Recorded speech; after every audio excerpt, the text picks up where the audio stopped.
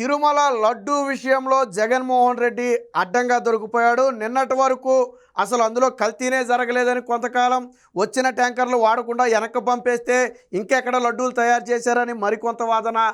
దీంట్లో చంద్రబాబు గారి కుట్ర ఉందని చెప్పి రకరకాల ఆరోపణలు చేశారు. ఒకటి మాత్రం వాస్తవం, ఈరోజు ప్రపంచవ్యాప్తంగా ఉన్నటువంటి కోట్లాది మంది హిందువుల మనోభావాలు దెబ్బతిన్నాయి. జగన్మోహన్ రెడ్డి చెయ్యలేదు అని చెప్పినా నమ్మే పరిస్థితి కానీ, జగన్మోహన్ రెడ్డిని క్షమించే పరిస్థితి కానీ అంతకంటే లేదు. నిన్న జగన్మోహన్ రెడ్డి ఏదో అన్నాడు కదా, నేను నరేంద్ర మోదీ గారికి లేఖ రాస్తాను, లేకపోతే చీఫ్ జస్టిస్కి సుప్రీంకోర్టు చీఫ్ జస్టిస్కి నేను లేఖ రాస్తాను, దీని మీద విచారణ కోరతాను అన్నాడు. అని ఏం చేశాడు, నరేంద్ర మోదీ గారికి లేఖ రాశాడు. ఏమని రాశాడు, చంద్రబాబు నాయుడుదే తప్పు, మీ బీజేపీ వాళ్ళు కూడా అందులో ఉన్నారు, మీరు చెప్పిన వాళ్ళని కూడా నేను బోర్డు సభ్యులుగా వేశాను, వాళ్ళ బాధ్యత కూడా ఉందని ఒక రకంగా నరేంద్ర మోదీ గారిని బెదిరించాడు. సరే, అది కూడా కాసేపు పక్కన పెడదాం. తరువాత ఏమన్నాడు, అసలు ఇదంతా చంద్రబాబు కుట్ర తప్ప దీన్ని ఎవరూ నిర్ధారించలేదు అన్నాడు. మొన్న కేంద్ర మంత్రి ఎప్పుడైతే జేపీ నడ్డా కూడా ఆల్రెడీ ఇందులో ఇన్వాల్వ్ అయ్యాడు, మేము దీని మీద పూర్తి స్థాయి విచారణ చేస్తాం, నిజమని తేలితే సంబంధిత వ్యక్తుల మీద చర్యలు తీసుకుంటామని చెప్పారు. ఏదైతే AR dairy food private limited ఉందో, అంటే ఈ నేతిని పంపినటువంటి కాంట్రాక్టు సంస్థ ఉందో, అది మొత్తం 8 ట్యాంకర్లను పంపింది. మనం ఆల్రెడీ నేను గతం వీడియోలో కూడా చెప్పా, 8 ట్యాంకర్లను పంపితే 4 ట్యాంకర్లు పాస్ అయిపోయాయి, అంటే లడ్డూలు తయారు చేసేసారు. మిగిలిన 4 ట్యాంకర్లను అనుమానం వచ్చి గుజరాత్లోని ఎన్డీడీబీ ల్యాబ్కు పంపితే అక్కడ రిజెక్ట్ చేసింది. అంటే 4 ట్యాంకర్లు ఆల్రెడీ లడ్డూ తయారీకి వాడేశారు, ఇంకా దాన్ని మనం ఎవరం ఏం చేయలేము. మిగిలిన 4 ట్యాంకర్లను రిజెక్ట్ చేశారు.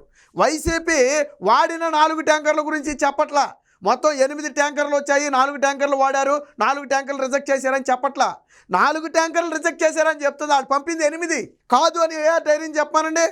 మేము 4 ట్యాంకర్లే పంపాము, 8 ట్యాంకర్లు పంపలేదని ఏఆర్ డైరీని చెప్పానండి. అక్కడ 8 ట్యాంకర్లకి బిల్లు ఉంటే, 8 ట్యాంకర్ల నెంబర్లు ఉంటే, 8 ట్యాంకర్లకు సంబంధించినటువంటి రెఫరెన్సు ఇది ఉంటే 4 ట్యాంకర్ల గురించి ఎలా మాట్లాడతారు? మరి మిగిలిన 4 ట్యాంకర్లు ఏమైంది అంటే లడ్డూ తయారు చేశారు.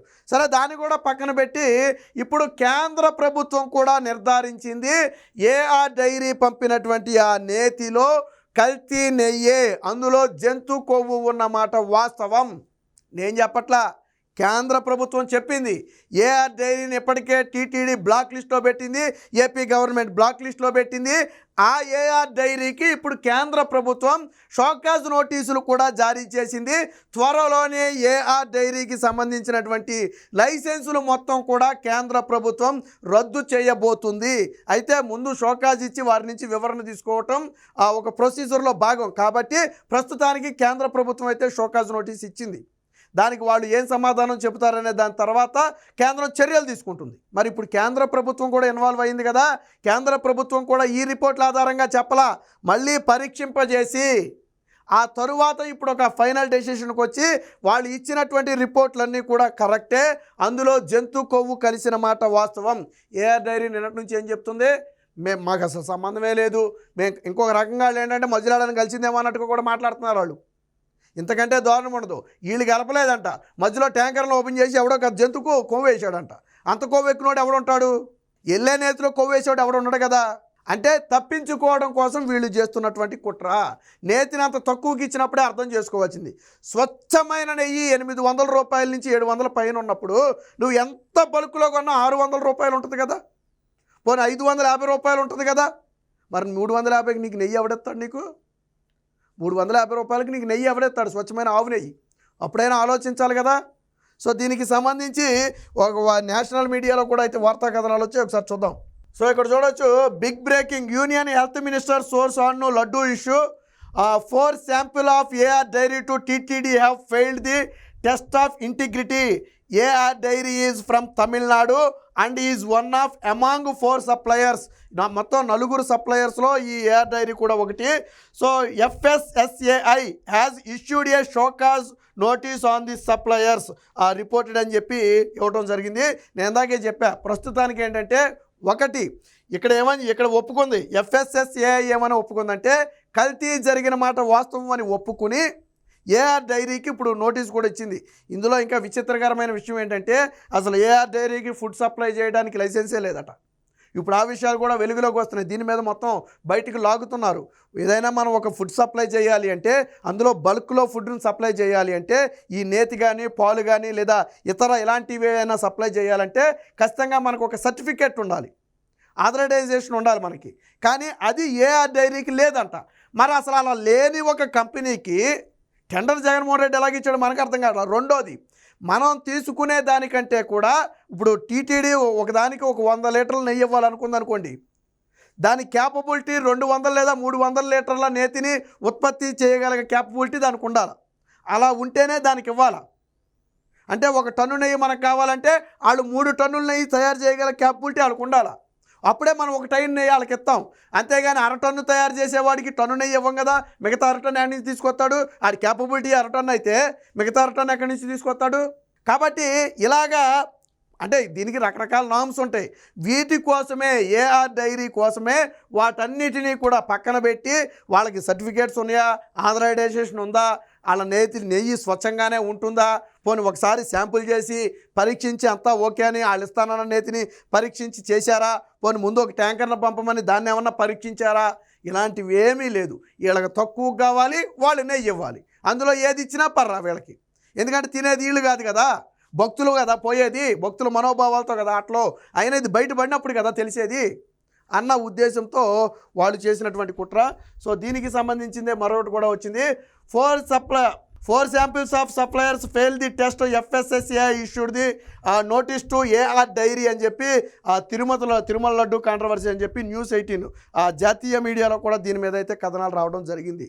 అంటే తిరుమల లడ్డూలో కల్తీ జరిగిన మాట 100కి 200% నిజం.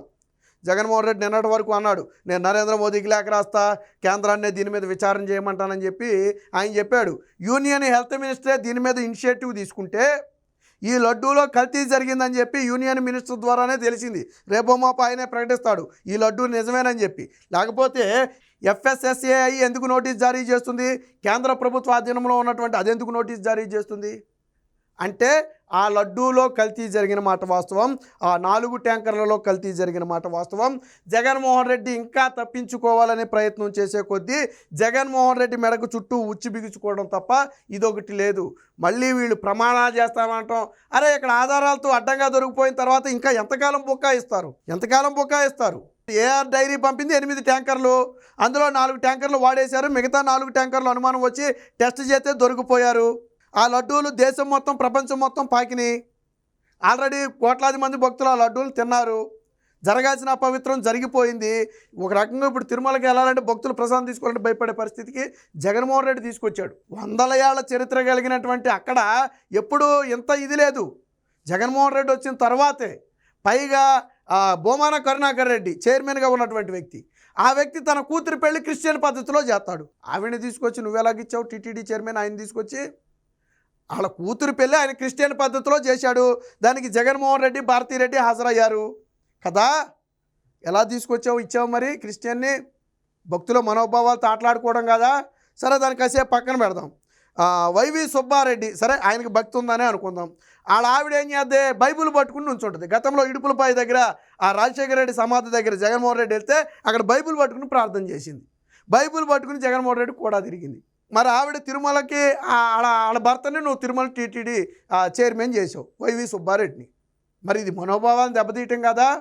చంద్రబాబు గారు నేను చెప్పింది అదే. క్రిస్టియన్ భావజాలం ఉన్న వాళ్ళని తీసుకొచ్చి టెంపుల్లో వేసావు. ఉండటం తప్పు కదా, వాళ్ళ వ్యక్తిగత విషయమే. బట్ అలాంటి వాళ్ళని నువ్వు చైర్మన్ చేయకూడదు కదా. అది హిందూ మతానికి సంబంధించిన వ్యవహారం కదా, హిందువుల మనోభావాలకు సంబంధించిన వ్యవహారం కదా. సో ఏది ఏమైనా మొత్తంగా కేంద్ర ప్రభుత్వం కూడా అందులో కల్తీ జరిగిందన్నమాట వాస్తవమేనని చెప్పి స్పష్టంగా ఒప్పుకుంది. ఇప్పుడు ఏఆర్ డైరీకి షోకాజ్ నోటీస్ ఇచ్చారు. త్వరలోనే దానికి సంబంధించిన పాల ఉత్పత్తులకు సంబంధించి ఏదైతే ఉన్నాయో ఆ లైసెన్సులు రద్దు చేయడంతో పాటు కేంద్ర ప్రభుత్వమే స్వయంగా చర్యలకు దిగబోతుంది. జరిగిన పాపాన్ని అంత ఈజీగా వదిలిపెట్టే వ్యవహారం కానే కాదు. రాష్ట్ర ప్రభుత్వం టీటీడీ అంటే బ్లాక్ లిస్ట్లో పెట్టాయి, సరే వాళ్ళు చేయగలిగిన వరకు చేశారు. బట్ కేంద్ర ప్రభుత్వం అలా కాదు, ఖచ్చితంగా కల్తీ ఆహారాన్ని సప్లై చేయడంతో సమానం ఇది. కాబట్టి దీని మీద ఖచ్చితంగా చర్యలు ఉంటాయని చెప్పి కేంద్రం ఇప్పటికే హెచ్చరికలు జారీ చేసింది.